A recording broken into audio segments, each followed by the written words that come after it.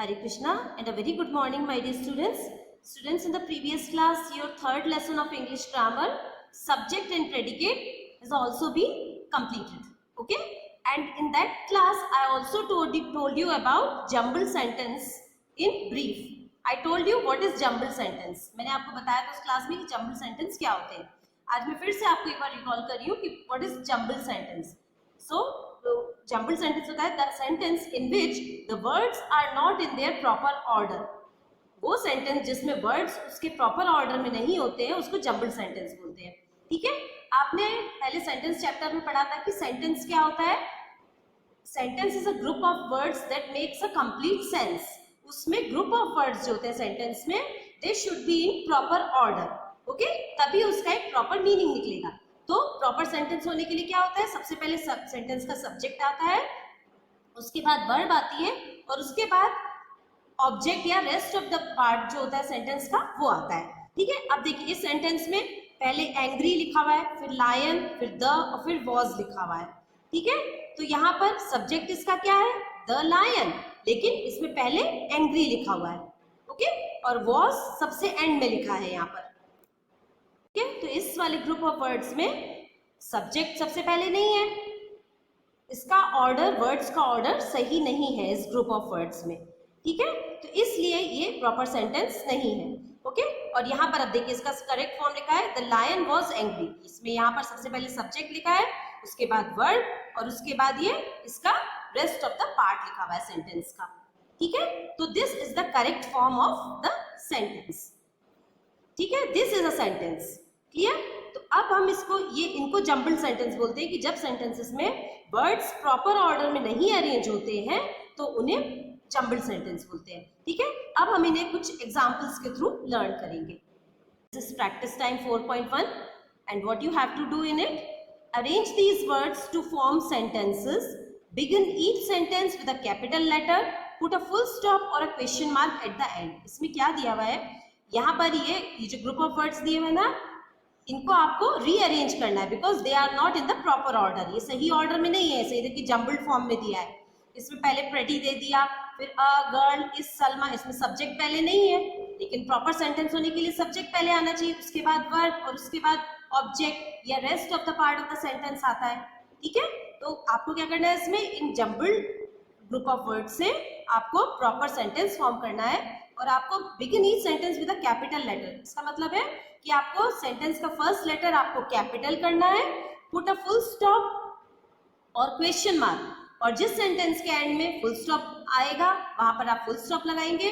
और अगर क्वेश्चन पूछा जा रहा है, आपको फील हो रहा है कि वो क्वेश्चन है वो sentence, so you will put a question mark at the and. Clear?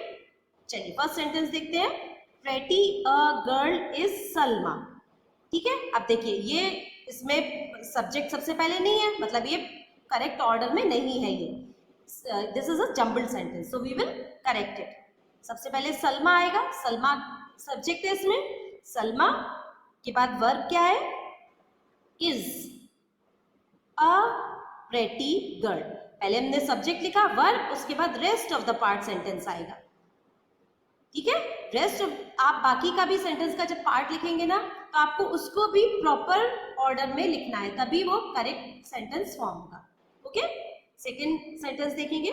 Looking colourful she cute dress is this in. ठीक है, अब देखिए यहाँ पर इन्होंने पहले लुकिंग दे दिया, ये वर्ब है. Colourful is an adjective, she cute dress is this in. अब इसमें किसके बारे में बात बोली जा रही है, या तो नाउन होना चाहिए या प्रोनाउन होना चाहिए सब्जेक्ट में. ठीक है, अब इसमें देखिए क्या है, इसमें प्रोनाउन दिया हुआ है शी. ठीक है, तो शी इसमें कोई नाउन नहीं है, तो शी प्रोनाउन है, तो यही सब्जेक्ट है इसका. यहाँ पर हम लिखेंगे शी. नेक्स्ट, अगर सब्जेक्ट है और उसके बाद टू वर्ड्स अगर सेंटेंस में दी हुई है, helping verb and main verb. इसमें हेल्पिंग वर्ब है is, she is. Main verb है looking cute in this colourful dress. She is looking cute in this colorful dress. This will be the correct order. Okay? Now we see some more sentences on the next page. Third sentence is into dog the river jumped the. ठीक है, अब इसमें हम देखेंगे सबसे पहले इसका हम मीनिंग इसका ट्रांसलेट करते हैं. into means में, उसके अंदर dog का मीनिंग आपको पता है, द रिवर, रिवर मीन्स नदी, जम्प्ड मीन्स कूद गया, ठीक है। अब इसका मीनिंग आपको क्या हिंदी में लग रहा है कि डॉग नदी में कूद गया, ठीक है।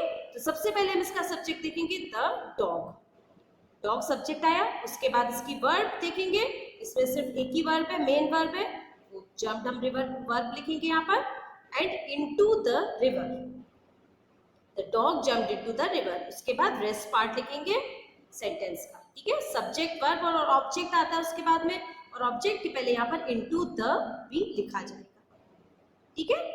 Fourth sentence, the is on their jug and table empty, यहाँ पर देयर का मीनिंग होता है वहां, जग मीन्स जग, आपको पता है जग क्या होता है, टेबल, एंड एम्प्टी मीन्स होता है खाली, ओके। देखिए वहां पर, ऑन मीन्स पर, टेबल पर एक एम्प्टी जग, खाली जग रखा है, ठीक है। ये सेंटेंस हम फॉर्म कर सकते हैं इससे, ठीक है। अब देखिए इसमें हम सब्जेक्ट देखेंगे क्या है, एम्प्टी जग, खाली जग, ये सब्जेक्ट है ना इसका, ठीक है। अब इस सब्जेक्ट के पहले कुछ और यहाँ पर भी इसमें सेंटेंस में लिखा जाएगा, वो क्या है, देयर इज एन एम्प्टी जग, उसके बाद ऑन द टेबल, ठीक है।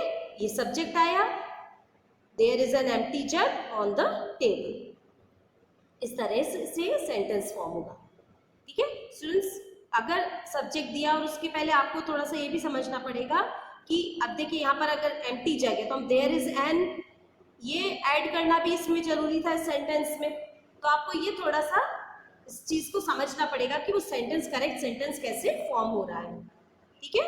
फिफ्थ सेंटेंस देखेंगे, is the name of your what of class teacher, ठीक है। Is the name your, your means तुम्हारी, व्हाट मीन्स क्या, क्लास टीचर।